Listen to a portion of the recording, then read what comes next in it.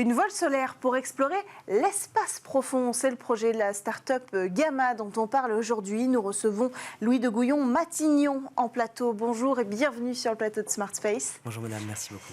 Alors vous étiez dans le Call Actu il y a quelques semaines dans Smart Space car Gamma a envoyé pour la toute première fois l'un de ses prototypes de voile solaire dans l'espace sous la forme d'abord d'un satellite évidemment. C'était le 3 janvier dernier à bord de Falcon 9 de SpaceX. Ça a fait de Gamma la toute première société privée européenne à envoyer dans l'espace un prototype de voile solaire. C'est quand même quelque chose pour une toute jeune start-up comme Gamma. Où en est le prototype aujourd'hui? Est-ce que tout est nominal comme on dit?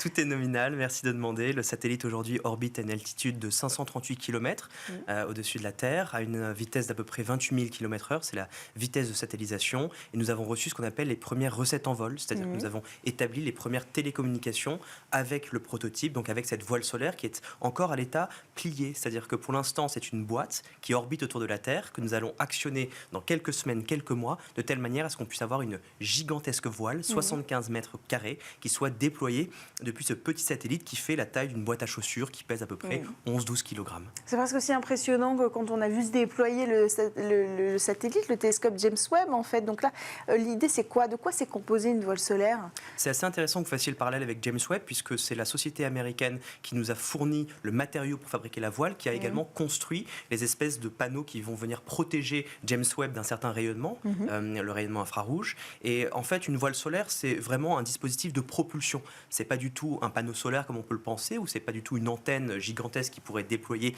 depuis l'orbite basse ou même depuis plus loin. C'est vraiment un système de propulsion. Donc la voile solaire, c'est quoi? C'est comment est-ce qu'on va réussir à déployer une super grande surface dans l'espace qui va venir réfléchir la lumière, et en réfléchissant la lumière, l'objet spatial va être impacté par les photons, et donc une accélération va être imprimée à notre objet spatial, ce qui va nous permettre in fine de pouvoir transporter nos charges utiles d'un point A à un point B.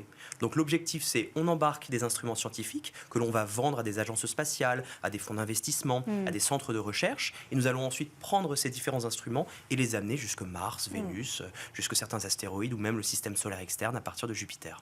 Alors j'aimerais quand même qu'on s'attarde sur le fonctionnement parce que ça paraît très lointain, si je puis me permettre cette analogie, pour le commun des mortels, de comprendre comment cette voile va avancer dans l'espace. Il n'y a pas d'air, ça paraît évident.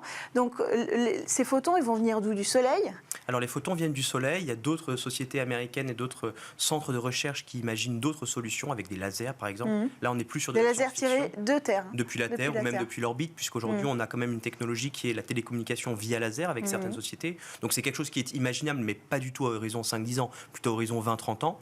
Et aujourd'hui on se sert vraiment de la lumière ambiante dans le système solaire. Ce sont les photons qui sont émis par le Soleil, par notre étoile, et donc on va venir en fait pousser ces espèces de grandes surfaces. On est un petit peu comme un voilier sur l'eau, sauf qu'à la place d'avoir du vent, nous avons ces photons. Et alors c'est une technologie qui est en somme connue depuis pas mal de temps, puisque Kepler déjà observait certaines comètes et se rendait compte que la queue des comètes était impactée par la lumière, et il écrivait déjà il y a quelques siècles que nous pourrions peut-être un jour voyager avec des voiliers spatiaux. Tsiolkovsky, qui est un peu le père de l'astronautique soviétique et russe puis soviétique, avait imaginé que nous pouvions aussi peut-être fabriquer ces espèces de grandes voiles solaires, mais à l'époque la technologie n'était pas prête. Aujourd'hui, ce qui permet d'avoir vraiment une voile solaire intéressante, fiable et concrète pour des missions privées, des missions publiques, c'est la miniaturisation des satellites et la miniaturisation des composants satellitaires.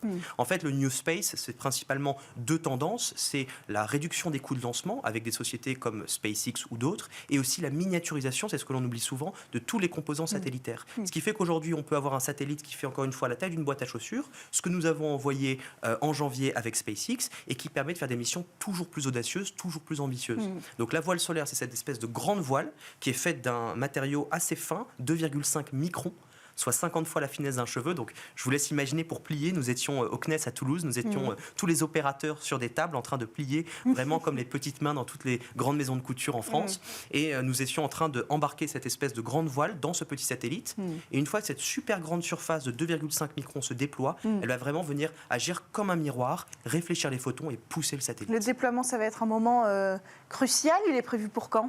Il est prévu au printemps, on n'a pas encore la date définie. On a eu la chance d'être accompagné par le CNES pour pour faire un vol à 300 0G. Ce sont les vols, vous savez, qui recréent les conditions d'apesanteur. Et ce qui va nous permettre de pouvoir tester un petit peu nos algorithmes et nos softwares de déploiement pour qu'on puisse vraiment déployer en toute sécurité, en toute confiance. On espère pouvoir déployer à partir du mois d'avril. Alors, vous avez parlé de différents clients potentiels. Vous avez cité des missions scientifiques, mais des acteurs privés aussi. L'idée, c'est quoi? C'est d'aller chercher une entreprise privée qui voudrait faire quoi dans le Deep Space? Aujourd'hui, le Deep Space, c'est principalement l'orbite terrestre, l'orbite basse, c'est principalement ce que j'appelle la banlieue terrestre.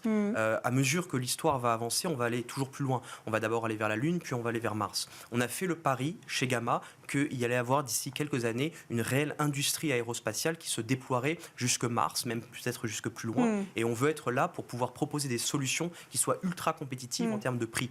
Lorsque l'on parle de voile solaire, on parle de missions vers Mars ou vers Vénus qui vont coûter de 20 à 30 fois moins cher que des missions traditionnelles. On parle de quelques millions de dollars, quelques dizaines de millions de dollars versus des centaines de millions de dollars, voire parfois des milliards de dollars. Parce qu'il n'y a plus le coût de l'ergol. Exactement. Et puis parce qu'on arrive à miniaturiser toute notre technologie. En termes de clients, on a des agences spatiales comme le CNES, comme l'ESA, comme d'autres agences spatiales dites de pays émergents sur le plan spatial. On pense bien évidemment à certains pays arabes, les Émirats arabes unis, l'Arabie saoudite et d'autres. On pense à d'autres nations spatiales qui aujourd'hui ont envie d'avoir une présence au Deep Space. On pense notamment à l'Inde, on pense à l'Asie du Sud-Est. Et si aujourd'hui on regarde en termes d'entreprises privées, c'est vrai que c'est encore un petit peu jeune et que le marché n'est pas encore très clair ni très défini, mais on pourrait imaginer d'ici quelques années, si on arrive à créer par exemple des missions plus récurrentes vers la Lune, qu'on ait besoin de faire des allers-retours entre la Lune, qu'on ait besoin d'avoir des postes pour par exemple garantir Internet sur les faces cachées de la Lune pour que certains rovers puissent être autonomes et puissent agir alors que certaines personnes ne sont pas présentes. Mais alors concrètement, vous proposez d'embarquer quoi? Quelle charge utile? Pour l'instant, des instruments scientifiques, c'est-à-dire des caméras, des spectromètres, des instruments dont la fonction va vraiment être de comprendre l'environnement dans lequel on évolue. Et donc, par exemple, d'envoyer le cas typique d'une mission pour Gamma, c'est par exemple avoir un satellite qui va faire une vingtaine de kilogrammes, voire un petit peu plus, la taille d'un micro-ondes, qui va embarquer quelques caméras, peut-être quelques dosimètres, et qui va partir, par exemple, faire un survol de la planète Vénus pour essayer de comprendre un petit peu mieux son atmosphère, ou pour, par exemple, faire ce qu'on appelle du de-risking. Aujourd'hui, lorsque l'on construit une mission spatiale sur du long terme, 5 ans, 10 ans, ce sont vraiment des missions importantes qui sont en général financées par l'ESA ou la NASA. On va faire du de-risking d'instruments, c'est-à-dire qu'en fait, on va envoyer des versions bêta, si je puis dire, des instruments que l'on va faire voler sur les missions principales. Gamma pourrait être une solution pour, par exemple, partir en Deep Space, tester des nouvelles caméras, tester des nouveaux matériaux, aller comprendre un petit peu mieux comment sont construites les planètes et comment est-ce qu'elles fonctionnent avant de faire des missions plus ambitieuses. Dernière question, quand Rocket Lab autofinance une mission pour aller explorer Vénus, est-ce que ça vous donne des idées? Est-ce que Gamma envisage de financer ses propres missions scientifiques pour montrer qu'il est possible à bas coût de financer une mission scientifique via le secteur privé? La mission dont vous parlez, c'est le module Photon qui va partir vers Vénus, que l'on regarde bien sûr très attentivement. L'idée, c'est qu'aujourd'hui, les gens sont vraiment sur l'orbite basse et que dans quelques années, on sera sur le Deep Space. Je pense que quand Rocket Lab fait ce type de mission, c'est vraiment, comment dirais-je, c'est un signal très fort pour le reste de l'industrie aérospatiale et c'est quelque chose que nous imaginons. On ferait peut-être quelque chose d'un peu différent. Sur ce premier lancement, on a eu la chance d'être accompagné financièrement par le groupe CMA-CGM. Donc nous pourrions très bien imaginer une première mission Deep Space type démonstration à horizon 2025-2026 vers Mars ou vers Vénus qui soit soutenue soit par un groupe comme CMA-CGM, soit par une grande association qui souhaiterait financer ce type de mission et démontrer qu'il est possible de faire de la science à bas coût. Merci beaucoup Louis de Gouillon-Matignon, fondateur et dirigeant de la société Gamma qui développe une voile solaire à destination du Deep Space. Merci d'être venu sur le plateau de Smart Space. On poursuit quant à nous avec notre Space Talk sur Bismart.